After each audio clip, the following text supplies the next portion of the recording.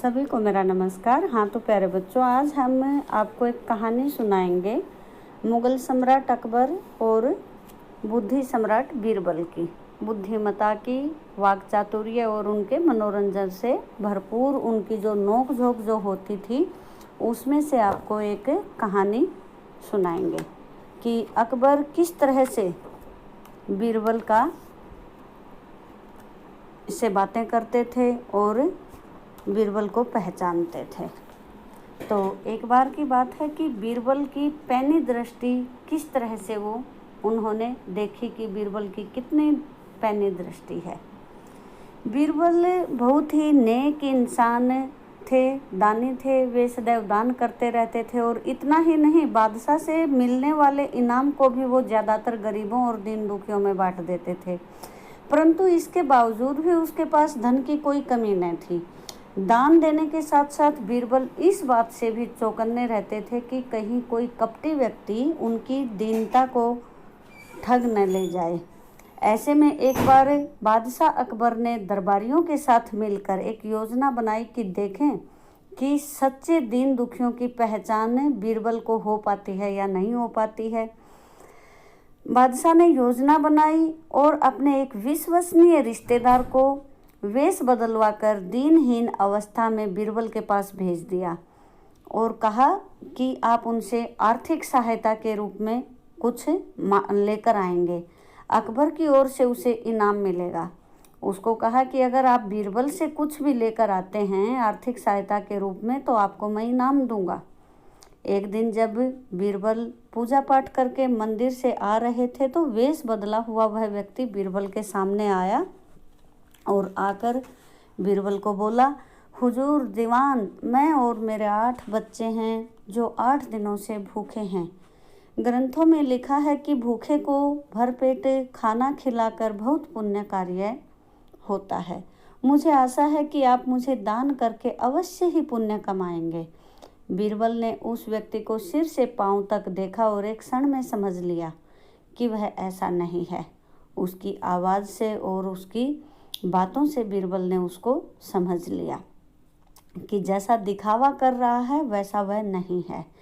बीरबल मन ही मन मुस्कुराए और बिना कुछ बोले ही वह आगे चल पड़े।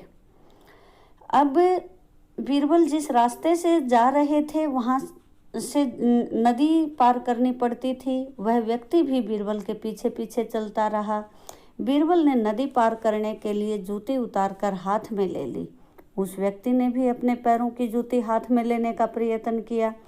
बीरबल ने उसकी जूतियों को गौर से देखा और वे देखने में बहुत कीमती प्रतीत हुई। बीरबल नदी पार कर कंकरीले मार्ग से नंगे पैर आगे चलने लगे और वह मनुष्य कंकरीला मार्ग आते ही 2-4 कदम चलने के बाद ही जूती पहन लेता है। बीरबल इस बात से अच्छी तरह से समझ गए और बीरबल इस बात पर भी गौर कर चुके थे कि नदी पार करते समय उनके जो पैर थे वे धुलने के कारण एक बिल्कुल साफ सुथरे और गोरी सी चमड़ी के दिखने लगे। अपने मुलायम पैरों से वह पथरीले मार्ग को ठीक से पार नहीं कर पा रहे थे, यानी कंक्रीट जो थी उसके पैरों में चुभ रही थी।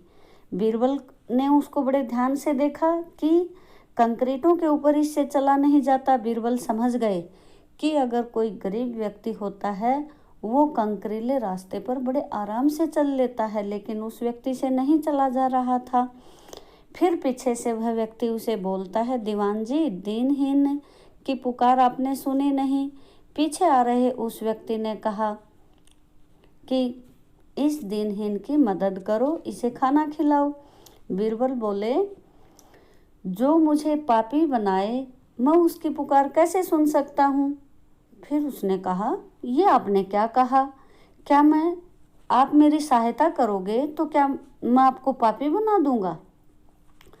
फिर बीरबल ने कहा, हाँ, वह इसलिए कि शास्त्रों में लिखा है कि बच्चे का जन्म होने से पहले ही भगवान जो है वो भोजन का प्रबंध करते हुए उसकी माँ के स्तनों में दूध देता है और उसके लिए भोजन की व्यवस्था भी कर देता है।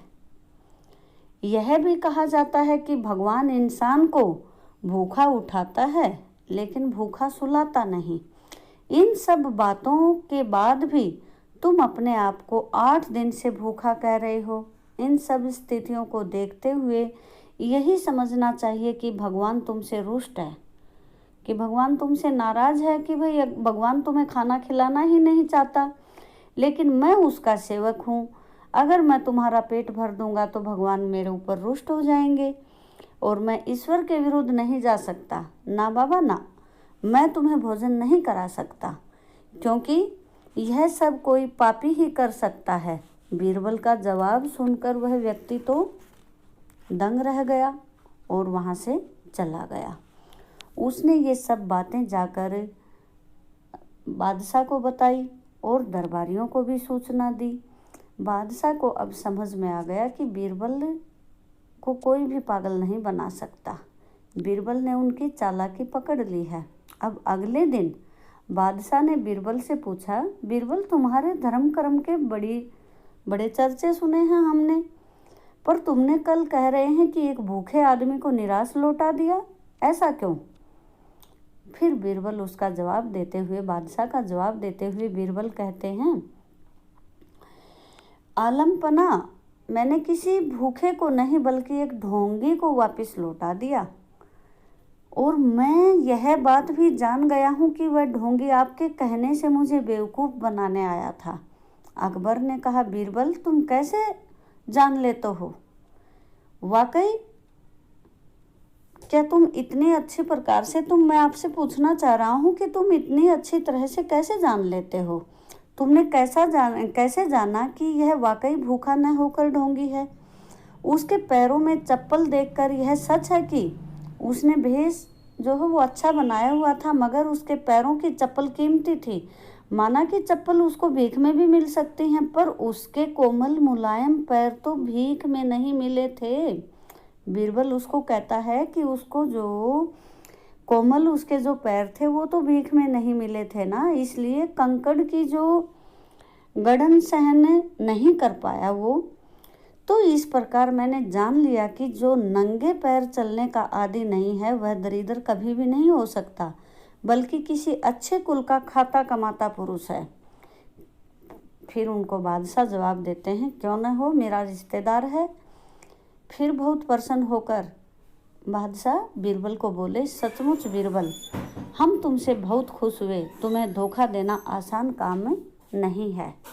तो इस प्रकार से बादशाह जो था वो बीरबल की हमेशा बीरबल को परखता रहता था कि बीरबल सच में ही ज्ञानी है या नहीं है। बीरबल की परीक्षा लेता रहता था और बीरबल हमेशा ही अपनी परीक्षा पर खरा उतरता था।